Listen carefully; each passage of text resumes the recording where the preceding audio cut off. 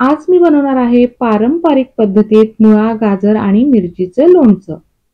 अगदी सोप्या पद्धतीत आणि नॅचरल प्रिझर्वेटिव्हज वापरून वर्षभर टिकणारं हे लोणचं आज मी तुम्हाला बनवून दाखवणार आहे. त्यासोबत वर्षभर हे लोणचं टिकून राहण्यासाठी काही टिप्स ही या व्हिडिओमध्ये मी तुम्हाला सांगणार आहे. चला तर त्याची कृती बघून घेऊया. इथे मी घेतलेला आहे मुळा, गाजर, मिरची, आलं आणि लसूण. तर हा गाजर पहिल्यांदा तर स्वच्छ धुवून घ्यायचा आहे. त्याच्यानंतर अशा पद्धतीत हे सोलून घ्यायचं आहे. आता मी इथे 200 ग्रॅम इतकं गाजर घेतलेलं आहे. आता याची कटिंग करूया. तुम्हाला पाहिजे त्या साईजमध्ये तुम्ही कट करू शकता आणि पाहिजे त्या शेपमध्ये. तर इथे मी फिंगर कटिंग करणार आहे. तर यासाठी मी हे बघा असे तुकडे करून घेतलेले आहेत पहिल्यांदा, तर मग मधोमध कट करून घेतलेला आहे आणि अशा पद्धतीत लांब लांब याचे फिंगर कट करून घेतलेले आहेत. तुम्हाला पाहिजे असेल तर तुम्ही बारीक तुकडेही करून घेऊ शकता. हे बघा अशा पद्धतीने हे फिंगर कट करून घेतलेले आहेत. मुळाही आपल्याला सोलून घ्यायचा आहे.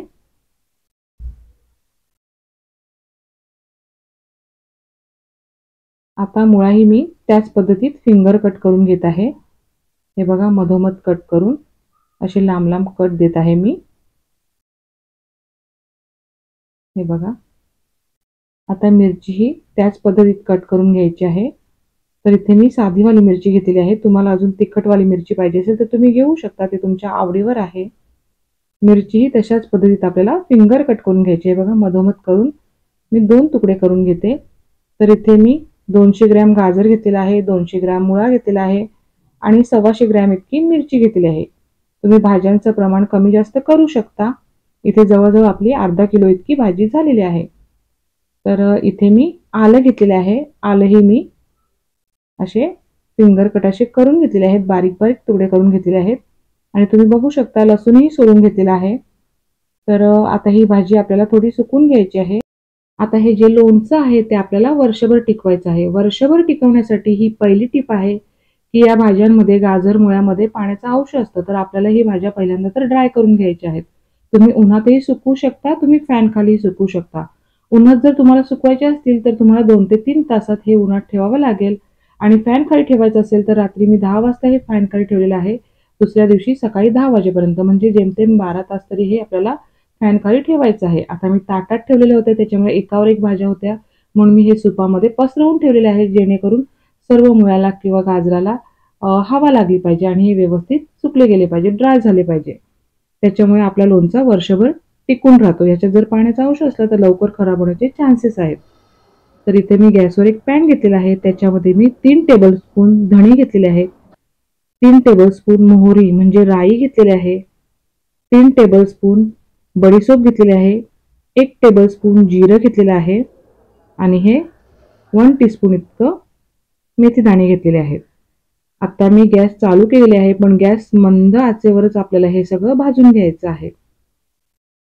अगदी 2च मिनिटं हे आपल्याला भाजून घ्यायचं आहे, जास्त भाजायचं नाही. जास्त भाजलं तर लोणच्यामध्ये कडवटपणा उतरेल. तर हे भाजत असताना थोडासा सुगंध येईल तेव्हा आपल्याला समजेल की गॅस बंद करायचा असे आहे. तुम्ही 2 मिनिटानंतर लगेचच गॅस बंद करून घ्या. हे बघा छान असं हे 2 मिनिटं परतले गेलेले आहेत. आता मी एका प्लेटमध्ये हे ट्रान्सफर करून घेते. आता आपली गॅस बंदच आहे, पण हा जो तवा आहे तो थोडा गरम आहे. त्याच्यामध्ये मी ही मोहरीची डाळ घालत आहे. ही मी 3 टेबलस्पून घेतलेली आहे. गॅस आपल्याला बंदच ठेवायचा आहे. तवा गरम आहे. या गरम तव्यावरच आपल्याला थोडा वेळ हे परतवून घ्यायचं आहे. फक्त गरम करून घ्यायचं आहे, भाजायचं नाही.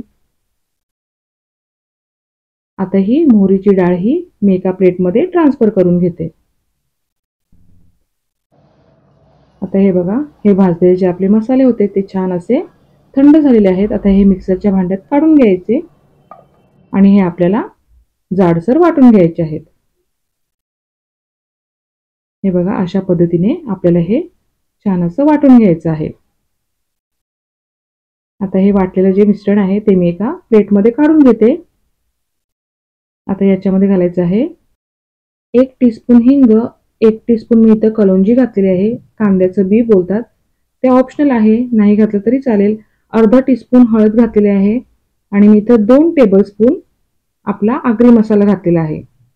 तुम्ही घरात जो मसाला वापरता तो घालू शकता. आता इथे मी ही जी आपण मोहरीची डाळ भाजून घेतलेली होती, थोडी गरम करून घेतलेली होती, ती डाळ मी 3 टेबलस्पून घेतलेली आहे. आता हे सर्व आपल्याला छान असं मिक्स करून घ्यायचं आहे.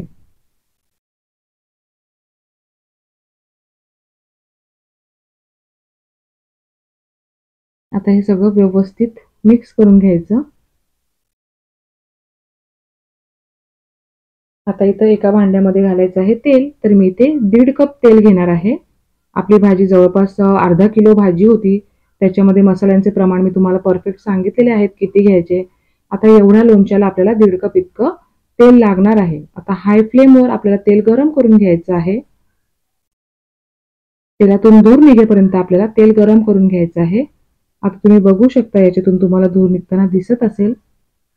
तर आता आपल्याला गॅस बंद करून घ्यायचा आहे. आता तेल आपल्याला थंड होऊ द्यायचं आहे.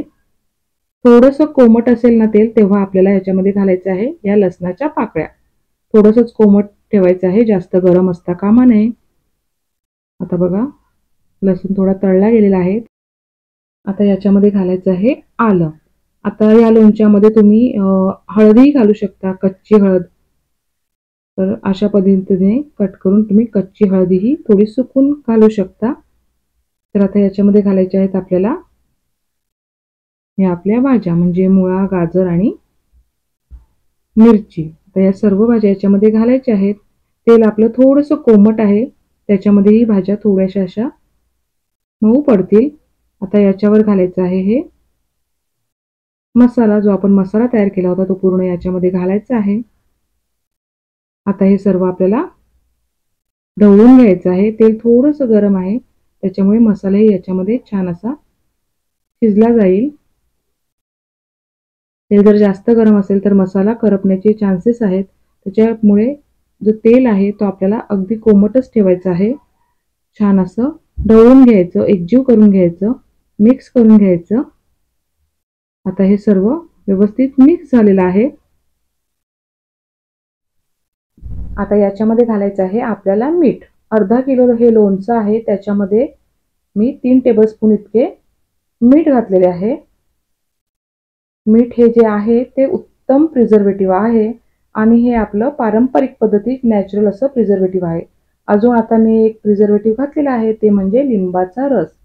याने चवही छान लागते आणि लोणचं छान टिकून राहतं. तर 4 टेबलस्पून इतकं मी लिंबाचा रस घातलेला आहे. आता याच्यात कोणतेच मी केमिकल प्रिझर्वेटिव्ह घातलेले नाही आहेत. आपल्या पारंपरिक पद्धतीतच हे मी लोणचं बनवलेलं आहे. तर याच्यामध्ये आपले 3 प्रिझर्वेटिव्ह पडलेले आहेत. ते म्हणजे पहिलं म्हणजे तेल, दुसरं म्हणजे मीठ आणि तिसरं म्हणजे लिंबाचा रस. हे तिन्ही आपले नॅचरल प्रिझर्वेटिव्ह आहेत. ते आपला लोणचा वर्षभर टिकून राहण्यासाठी मदत करतात. तर हे बघा आपला लोणचं छान तयार झालेला आहे. हा बघा तुम्ही बघू शकता, एकदम मस्त असं लोणचं झालेलं आहे. याचा मसालाही तुम्ही बघू शकता. आता लहानपणाची आठवण म्हणजे आमची आई जेव्हा लोणचं करायची, तेव्हा हे जे लोणचं तयार झालं की बरणीमध्ये भरून ठेवायची.